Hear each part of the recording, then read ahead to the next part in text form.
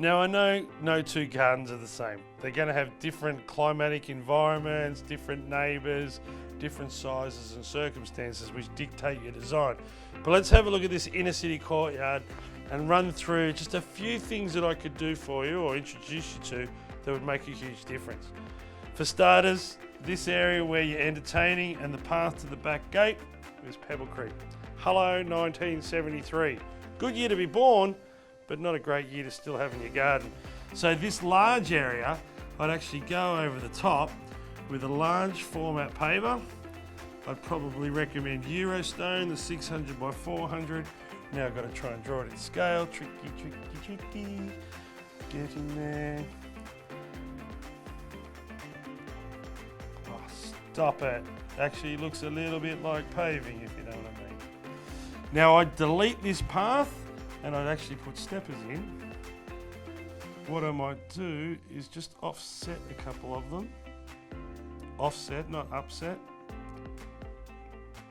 And the reason why is I've created 2 points of interest. This area over here where I'm further away from the fence, and that fence, which is really in your face, I would paint all of that a really dark colour, either monument, which is almost black, or black, which is black. And I'd actually go and paint the frame of that back gate. The reason why is black looks fantastic next to natural timber and it makes green absolutely pop.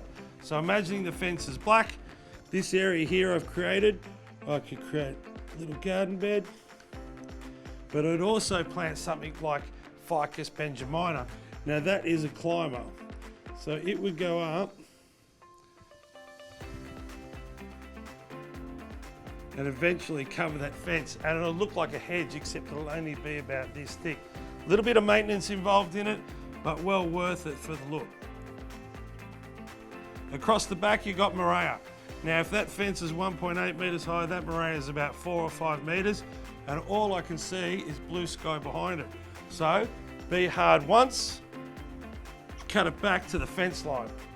Now in the next growing season in spring, let it get about 30 centimetres taller, and all of a sudden you've got a much thicker hedge, but you're still getting all that sunlight in and you've still got your privacy.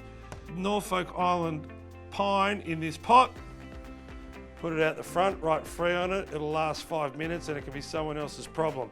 If I had acreage, I'd think about planting it still in someone else's house, unless I own Manly Beach and I'd plant it down there.